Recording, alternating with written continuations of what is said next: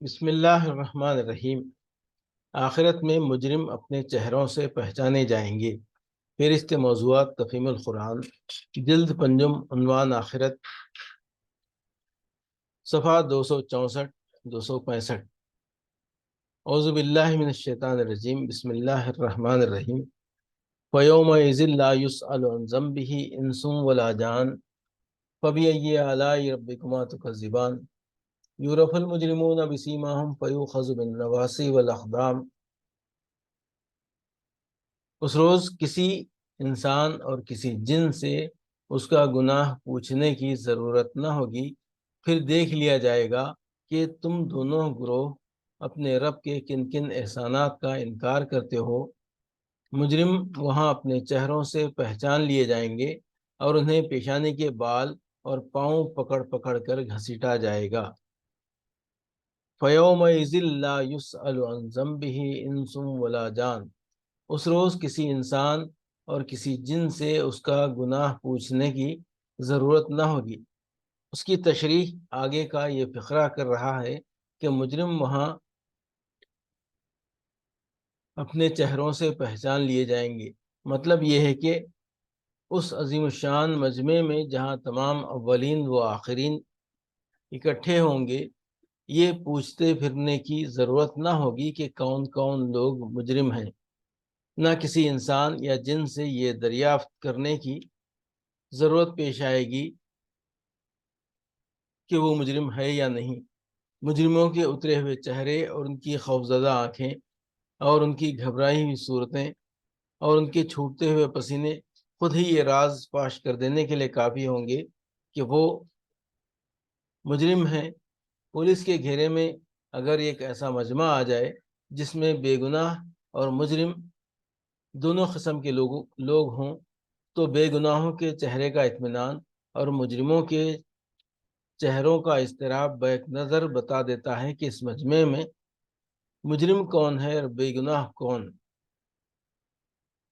دنیا میں یہ کلیہ بسا اوقات اس لیے غلط ثابت ہوتا ہے کہ دنیا کی پولیس کے بے لاگ انصاف پسند ہونے پر لوگوں کو بھروسہ نہیں ہوتا، بلکہ بارہا اس کے ہاتھوں مجرموں کی بنسبت شریف لوگ زیادہ پریشان ہوتے ہیں۔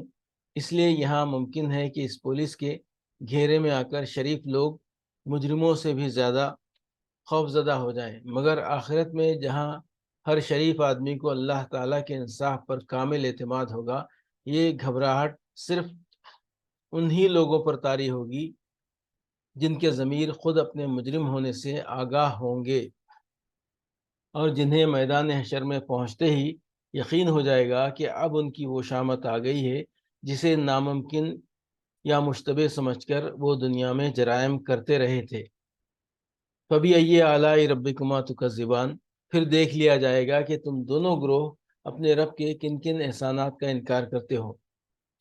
جرم کی حقیقی بنیاد قرآن کی نگاہ میں یہ ہے کہ بندہ جو اپنے رب کی نعمتوں سے متمتع ہو رہا ہے، اپنے نزدیک یہ سمجھ بیٹھے کہ یہ نعمتیں کسی کی دی ہوئی نہیں ہیں بلکہ آپ سے آپ اسے مل گئی ہیں، یا یہ کہ یہ نعمتیں خدا کا عطیہ نہیں بلکہ اس کی اپنی قابلیت یا خوش نصیبی کا ثمرہ ہیں، یا یہ کہ یہ ہیں تو خدا کا عطیہ مگر اس خدا کا اپنے بندے پر کوئی حق نہیں ہے، یا یہ کہ خدا نے خود یہ مہربانیاں اس پر نہیں کی ہیں بلکہ یہ کسی دوسری ہستی نے اس سے کروا دی ہیں۔ یہی وہ غلط تصورات ہیں جن کی بنا پر آدمی خدا سے بے نیاز اور اس کی اطاعت و بندگی سے آزاد ہو کر دنیا میں وہ افعال کرتا ہے جن سے خدا نے منع کیا ہے، اور وہ افعال نہیں کرتا جن کا اس نے حکم دیا ہے۔ اس لحاظ سے ہر جرم اور ہر گناہ اپنی حقیقت کے اعتبار سے اللہ تعالیٰ کے احسانات کی تکذیب ہے، قطع نظر اس سے کہ کوئی شخص زبان سے ان کا انکار کرتا ہو یا اقرار۔ مگر جو شخص فی الواقع تکذیب کا ارادہ نہیں رکھتا بلکہ اس کے ذہن کی گہرائیوں میں تصدیق موجود ہوتی ہے، وہ احیاناً کسی بشری کمزوری سے کوئی قصور کر بیٹھے تو اس پر استغفار کرتا ہے اور اس سے بچنے کی کوشش کرتا ہے۔ یہ چیز اسے مکذبین میں شامل ہونے سے بچا لیتی ہے۔ اس کے سوا باقی تمام مجرم در حقیقت اللہ کی نعمتوں کے مکذب اور اس کے احسانات کے منکر ہیں۔ اسی لیے فرمایا کہ جب تم لوگ مجرم کی حیثیت سے گرفتار ہو جاؤ گے، اس وقت ہم دیکھیں گے کہ تم ہمارے کس کس احسان کا انکار کرتے ہو۔ سورہ تکاثر میں یہی بات اس طرح فرمائی گئی ہے کہ لَتُسْأَلُنَّ يَوْمَئِذٍ عَنِ النَّعِيمِ، اس روز ضرور تم سے ان نعمتوں کے بارے میں باز پرس کی جائے گی جو تمہیں دی گئی تھیں، یعنی پوچھا جائے گا کہ یہ نعمتیں ہم نے تمہیں دی تھیں یا نہیں، اور انہیں پا کر تم نے اپنے محسن کے ساتھ کیا رویہ اختیار کیا اور اس کی نعمتوں کو کس طرح استعمال کیا۔